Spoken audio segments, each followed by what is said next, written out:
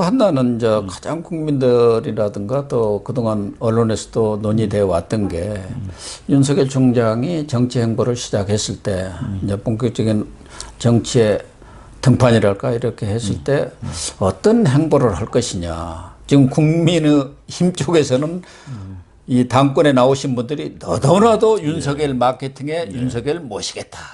이렇게 얘기를 하고 주호영 전 원내대표 이런 분은 저희가 이렇게 직간접적으로 소통을 했는데 국민의힘에 입당한다고 했다. 뭐 이런 얘기까지 하고 그건 이제 본인 지지를 획득하기 위한 수단이라고 생각할 수도 있지만 일견 윤석열 총장이 앞으로 정치 행보에서 선택할 길은 뭐 세 가지 아니겠습니까? 국민의힘에 입당을 해서 거기서 경선을 하든가 아니면은 김종인 전 비대위원장이 얘기했던 대로 제3의 길을 가든가 마크롱이라든가 프랑스 그런 사람들처럼 아니면은 국민의힘이 쪽에서 후보가 선출이 되고 나중에 윤석열 총장은 윤석열 총장대로 세를 확보하다가 1대1 어떤 그 단일화 이런 협상을 하던 지난번 4.7 재보선이 그거 아닙니까? 오세훈 지금 서울시장 국민의힘 후보고 안철수 후보가 여론조사로 단일화를 했습니다만 그런 세 가지 방법인데 혹시 어떤 길을 택할 것 같은 느낌을 받았습니까? 이게 뭐 연역적인 아니면 귀납적인 어떤 식으로 말씀을 드려야 할지 잘 모르겠는데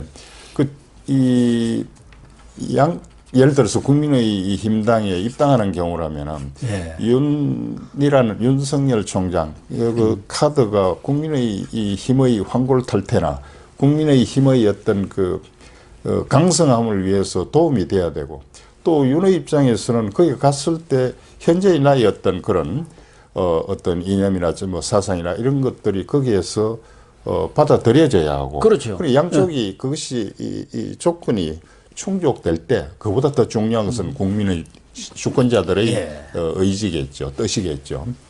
그다음 뭐 제3지역에 나갔을 경우에도 마지막에 그 중간 어느 때쯤인가 또 일단 제1야당이 국힘당이니까 국힘당이 좀 더 건강해지고 그다음에 좀 더 품이 넓어지고 그렇게 이렇게 수용할 수 있는 정치적 관용이 생기고 이렇다면은 이게 궁극적으로는 정권 교체 아닙니까?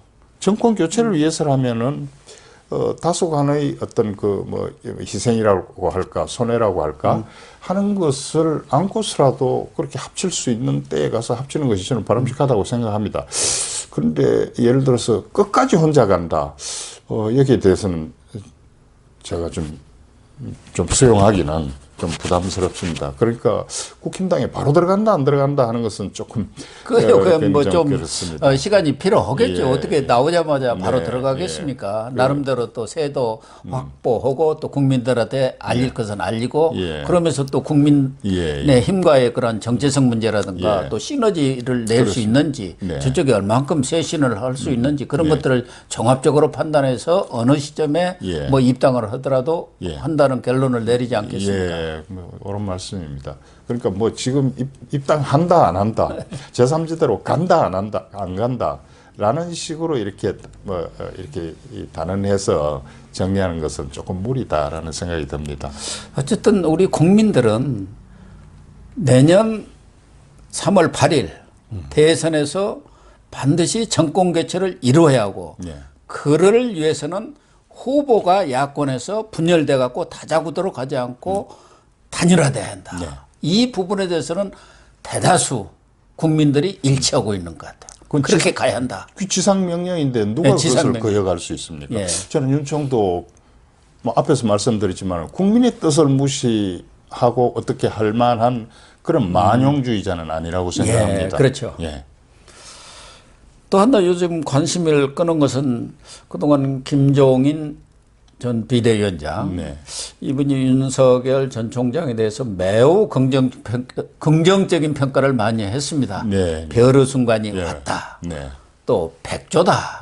또 이렇게 평가를 하셨는데 아마 4.7 재보선 이후 뭔가 해동도 하려고 하고 그렇기 위해서 좀 분위기 조성 차원에서 금태섭 전 의원도 만나고 그랬는데 회동은 성사는 되지 않은 것 같아요. 예, 저도 그렇게 그래갖고 알고 있습니다. 두 사람 관계가 소원해진 거냐. 윤석열 총장이 잘 그게 응해주지를 않으니까 김종인 전 비대위원장님이 좀 노하신 것 아닌가. 예. 뭐 이런 추측까지 나오는데 두 사람 관계는 혹시 아십니까? 어떻습니까? 이렇게 그 4월 10일쯤인가 뭐 이렇게 그 만나자라는 제안을 예, 예. 받고 거기에 대한 뭐 답이 없었다라는 그런 보도를 제가 본 적이 있습니다. 김 전 비대위원장이 공개를 했죠. 예, 예. 통화를 하고 네. 이렇게 회동을 하기로 했는데 못했다 이렇게. 네. 그 윤석열 전 총장 입장에서는 뭐 망가지를 고려하였지 않을까 하는 생각이 듭니다. 제가 이렇게 뭐 먼발치에서 지켜보면은 어떤 기성의 정치 패턴, 기성의 정치 질서, 기성의 여의도 문화, 그 다음에 여의도 문법, 이런 것과 타협하는 것이 굉장히 힘든 것 같은 그런 느낌을 받아요. 그 새로운 정치 문화, 주권자, 국민 중심의 어떤 국민의 명령을 따르는 순종하는 그런 어떤 문화, 그런 어떤 정치인으로서의 자세, 태도 이런 거에 대해서 관심이 많은 것 같아요. 그러겠죠. 네. 어쨌든 뭐 윤석열 총장이 정치권에 진입한다는 것은 기존의 정치판, 우리 국민들은 이 정치판을 좀 바꿔달라는 게 국민들의 열망 아니겠습니까?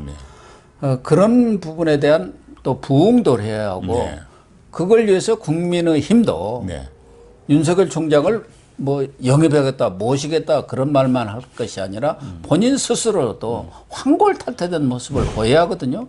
그런 차원에서 최근에 36살 영선이라고 합니다만은 이준석 전 최고위원의 돌풍이랄까 이 바람 이걸 어떻게 보시세요?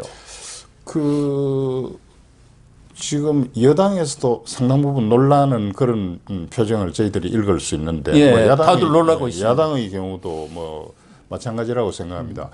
저는 그 돌풍이 뭐 일회성인지 어떤지 하는 것을 떠나서 분명히 우리 국민들은 정치권의 대변화 변혁을 요구하고 있습니다. 그것은 맞는 것 같아요. 그 뭐 여당 이야기는 뭐 그렇다 치고 야당의 경우에 현재의 야당의 정치 문화나 패턴이나 뭐 이런 것들 가지고는 국민의 예망을 다 담을 수 없는 것 같아요. 그렇다면은 이렇게 혁명이 아닌 혁명 수준의 개혁을 하기 위해서는 단순한 어떤 그 뭐 사람의 바뀜이나 단순한 아주 소프트한 연한 어떤 제도의 바뀜만 가지고 되는 것이 아니고 이게 막 용복합적으로 개혁이 이루어져야 되니까 그런 측면에서 그 지금 이야기하는 그 이준석 카드에 대한 그런 어떤 국민들의 어떤 그 기대겠죠. 그런 것을 보면은 좀 이 정치를 하시는 분들이 지금 국민들의 생각이 어떤가 하는 걸 좀 잘 읽었으면 좋겠어요. 진짜 그런 것 같아요. 정치판의 어떤 혁신이랄까 변혁을 바라는 국민의 열망이 저는 거기에 투영됐다. 그건 꼭 국민의 힘이 아니라 정치권 전반에 대한 국민적인 어떤 기대, 희망 그런 것이 이준석이라는 사람을 통해서 나타나고 있는 거 아닌가 그런 느낌을 저는 갖습니다. 그 지금 굉장히 답답해하지 않습니까? 특히 청년들이 정말 그 희망을 잃으면은 이건 참 대책이 없는 건데 상당히 지금 그런 방향에서 안타까운 일이 많습니다. 물론 뭐 프랑스하고 우리하고 차이도 있고 다 나라마다 그 문화의 차이도 있고 뭐 정치 상황의 차이도 있고 하지만은 특히 우리 대한민국의 경우는 지금 정치적인 대변혁에 대한 그런 요구가 상당히 강한 것으로 생각하고 그것을 직접 이렇게 연결시킬 수 있을지는 모르겠습니다만 지난번 재보궐선거를 눈여겨볼 필요가 있다. 어느 뭐 정당의 호불호를 떠나서 거기에서 좀 그 학습 효과가 있기를 기대합니다. 또 하나 많은 사람들이 좀 걱정을 한달까 우려를 하는 것은 혹시 윤석열 총장도 링에 오르면은 여기는 과거에 본인이 닦여진 길 위에서 아주 우수한 능력을 발휘를 했지만 이 정치판이라는 게 어떻게 보면 황무지고 흙탕물이고 그렇지 않습니까? 그래서 혹시 그건 반기문 길을 걷지 않을까. 그래서는 안 되는데 특히 또 측근 참모들이 법대라든가 또 그쪽에 주로 판검사 출신이랄까 법조계 이런 사람들이 또 꽉 둘러싸가지고 이렇게 스크럼을 짜지 않을까 여러 걱정들을 하고 있거든요. 네. 그 고건 전 총리님도 그렇고 반기문 사무총님도 그렇고 그 분야에서 대단히 훌륭한 분들이십니다. 이제 뭐 윤석열 전 총장하고 단순 비교하는 것은 좀 무리이겠습니다만 윤석열 총장이 공직 생활을 하면서 이 걸어온 그 길을 이렇게 보면은 이 권력 앞에서 어떻게 했는가. 그 다음에 공직자로서의 그런 어떤 덕목이 갑자기 목민심서 이런 생각이 나네요. 예. 얼마나 당당했는가. 그 다음에 이렇게 불분명할 때 우리가 뭐 케말 파샤가 터키의 외교 노선이 좀 흔들리면 영국을 따라가라고 했었는데 윤석열 총장은 이렇게 보면은 이 형사사법 즉 검찰 업무가 그렇지 않습니까? 이 검찰 업무가 결국은 이 집행 권력에 대한 이렇게 바라봄이 잦은 그런 어떤 특성이 있기 때문에 그 권력을 보는 시각이 권력을 중심으로 어떻게 직무를 수행하는 것이 아니고 주인인 국민의 이익 중심으로 이렇게 일관되게 지내왔다. 그리고 그 법과 원칙에 어긋나는 경우에는 법과 원칙에 따라 한 거였다.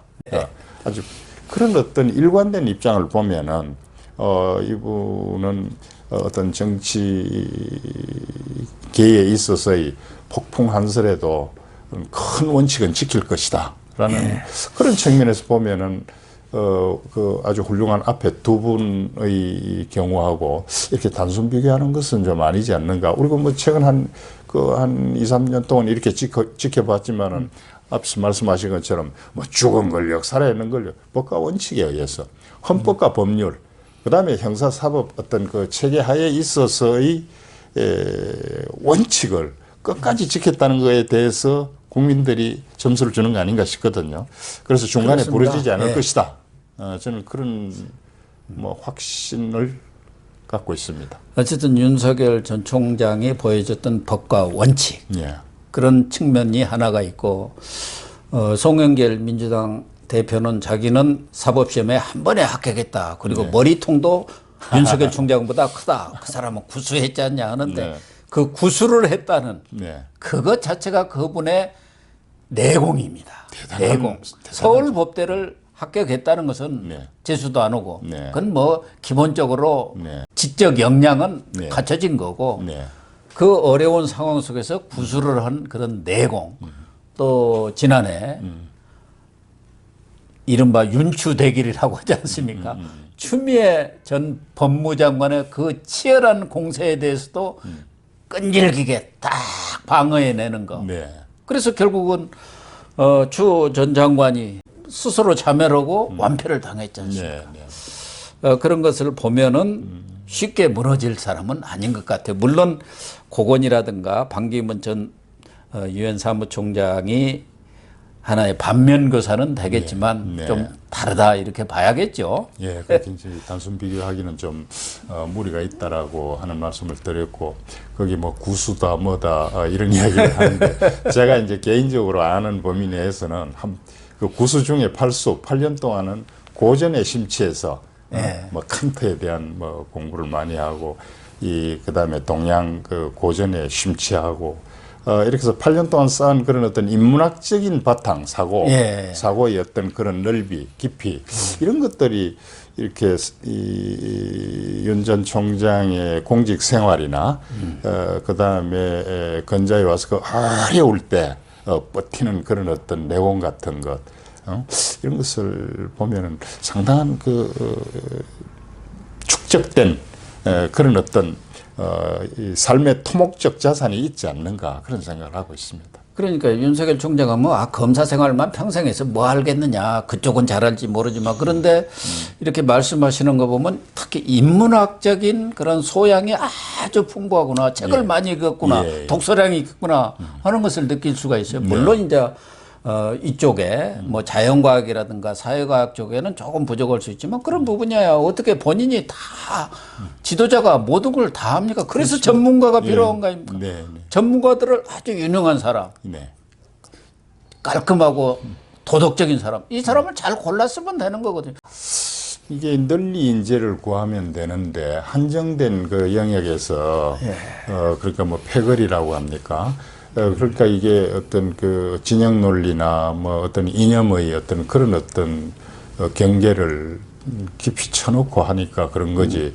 뭐 멀리 가서 물어볼 것도 없습니다. 뭐 공자 맹자는 말할 것도 없고 한 세종대왕 정도까지만 가서 확인해 보면은 어떻게 인사를 해야 하는가 하는 것이 금방 답이 나오는데 안타깝습니다. 어쨌든 아마 우리 많은 국민들이 세종대왕 이야기가 나왔으니까 그런데 윤석열에 대한 어떤 조선시대의 왕으로 따진다면 정조 같은 그런 지도자, 국가 리더가 됐으면 좋겠다. 그런 생각들을 많이 하고 있는 것 같아요. 네, 뭐 저도 뭐 동감입니다.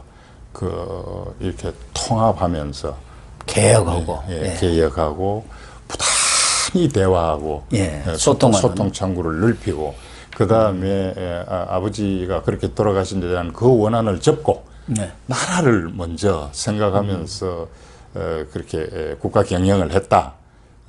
그 당시엔 그 왕조 체제이니까 한계는 있습니다만은 지금 이렇게 그 비추어 보면은 상당히 그 현군이라고 할까요? 특히 마치 좌우가 충돌하듯이 그 사색 당쟁이 아주 첨예한데도 불구하고 잘 조화를 이루어가면서 특히 또 문화 뭐 예술 이런 쪽을 종합적으로 그래서 그분이 참 통섭적 그런 어떤 그 리더십을 가지었던 분인 것 같아요. 그 다음에 또 가슴이 따뜻하고, 저도 참 정조 임금을 좋아합니다. 마지막으로 네. 윤석열 총장 개인에 관해서는 네. 그게 어떤 뭐 흥결사항은 거의 없는 것 아닌가. 네. 그런데 이제 많은 사람들이 우려하는 것은 뭐 그쪽에 처가 쪽 문제라든가 이런 부분들이 이제 걱정들을 많이 하고는 있어요. 송영길 또 대표 얘기가 안 할 수가 없는데 얼마 전에 모 집회에 가서 윤석열 전 총장에 대해서 파일을 차곡차곡 쌓고 있다. 그렇지 않아도 지금 여의도 정가에 윤석열 X파일이 나돌고 있다. 이런 얘기가 나오고 있고 과연 그걸 누가 만들었겠느냐. 그런데 송영길 이 대표가 뭐 기밀을 누설했는지 어쩐지는 모르지만 윤석열 파일을 차곡차곡 만들고 그러면 뭘 하고 만들겠습니까? 이제 나 앞으로 네거티브 선거전을 좀 펴겠다. 지금 그걸 우리가 역사에서 우리 정치사에서 많이 봐왔잖아. 윤석열 총장도 다른 부분은 모르더라도 저쪽에서 이제 링에 오르면은 아마 융단 폭격, 검증을 핑계로 해서 융단 폭격에 들어올 겁니다. 여기에 대해서 지금 치밀하게 점검을 하고 대응책을 마련해야 합니다. 네, 그렇습니다. 뭐 융단 폭격 정도가 아니라 핵 폭격도 맞아야죠. 근데 이제 그 검증이라고 하는 것이 정말 그 본인을 중심으로 해서 검증 가능한 부분, 검증 가능한 사항에 대한 검증이어야 한다. 지금 말씀하신 것처럼 그 과거의 김대엽 사건이라든지 드루킹 사건 이런 식으로 이 접근을 해가지고 그런 방식의 막 그 네거티브한 선거판을 난장판으로 만드는 그것은 아니다. 윤 전 총장에 대한 뭐 여러 가지 이야기가 있습니다. 저는 여기 뭐 파일이 쌓이는데 그게 뭐 적극적인 들어볼 만한 파일이라면 검찰 직무 수행 중에 혹시 무슨 그 일탈된 내용이 있는지 없는지 하는 그런 문제를 확인한다든지 뭐 그런 문제라면 저는 정말 뭐 핵검증이라도 받아야 된다고 생각합니다. 근데 이제 본인의 어떤 그 귀책과 관련이 없는 우리 뭐 그런 이야기들 하죠. 청문회 할 때 그 직무와 관련이 없는 사항에 대해서 뭐 과도하다 뭐 이런 이야기들도 하기도 합니다만 뭐 말씀하셨으니까 지금 뭐 처가 문제에 대해서 굉장히 좀 많은 이야기들을 하는데 저는 그렇습니다. 장모, 부인, 누구든 간에 법 앞에 만인은 평등해야 한다. 그러니까 당연히 조사를 받을 게 있으면 조사를 받고 벌을 받을 게 있으면 벌을 뭐 형벌을 받아야 된다.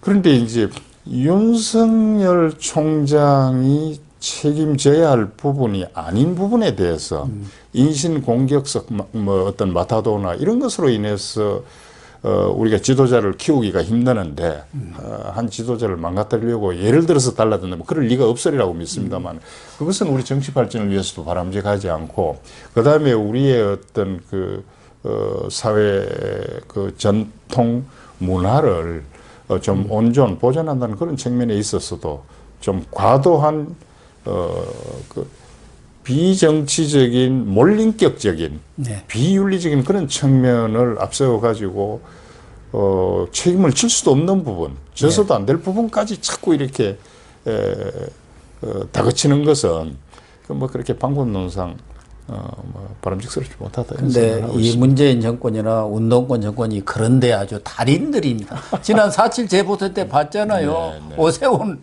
지금 서울시장. 네. 아니 10년 전 무슨 페라가모 신발을 신었느니 생태탕을 먹었느니 했는데 지금은 아무 흔적도 없이 사라져 버렸잖아요. 그런데 그렇게 얼마나 재보선 기간에 그걸 가지고 이렇게 언론 플레이를 했습니까? 지금 그 이전에 뭐 김대엽 뭐 이런 식의 그 네거티브 전략이 요즘 국민들께서 그것을 그렇게 쉽게 그렇게 뭐 이렇게 휘둘리거나 저는 그럴 거라고 생각하지 않습니다. 아주 국민들이 더 현명하게 판단할 거라고 저는 그렇게 생각합니다. 그렇습니다. 하여튼 주권자를 두려워하는 그런 정치권이기를 진심으로 바랍니다. 우리 주권자들이 그렇게 허망한 걸음을 할 분들이 아니다. 뭐 저는 그렇게 생각합니다. 우리 정 교수님이 정말 이렇게 발벗고 나서셨으니까 네. 기왕에 네. 좀 힘이 드시더라도 네. 윤석열 총장이 마지막 완주를 네. 해서 네. 승리를 할 수 있도록 그렇게 많이 도와주시기를 뭐 저도 기대를 하겠습니다. 알겠습니다. 그렇게 하겠습니다. 유튜브는 지금 혹시 처음 나오신 거 아닙니까? 그런 것 같습니다. 네. 처음 나와서 제가 좀 우둔합니다. 아닙니다. 아주 뭐 좋은 말씀 많이 해주셨고 혹시 오늘 이렇게 고맙습니다. 바쁘신 가운데 시간을 내주셔서 감사드립니다. 아유, 기회를 주셔서 고맙습니다. 또 앞으로도 기회가 되면은 네. 모시도록 하겠습니다. 좀 어렵기는 하겠지만 제가 네. 이렇게 초청하시면 마다하지 마시고 아니. 이렇게 달려와 주시면 네. 고맙겠습니다. 불러만 주신다면 언제나 달려오겠습니다. 고맙습니다. 네. 네, 시청자 여러분 오늘 윤석열 전 총장을 지지하는 공정과 상식 포럼의 상임대표를 맡고 계시는 정영상 동국대 명예교수님을 모시고 이 포럼을 창립한 취지를 비롯해서 윤석열 총장과 그동안 소통했던 내용들도 솔직히 이렇게 얘기를 해 주신 것 아닌가 하는 생각이 듭니다. 시청자 여러분들이 윤석열 전 총장을 이해하는 데 도움이 되셨기를 기대합니다. 오늘 방송 모두 마치도록 하겠습니다. 시청해 주셔서 감사합니다.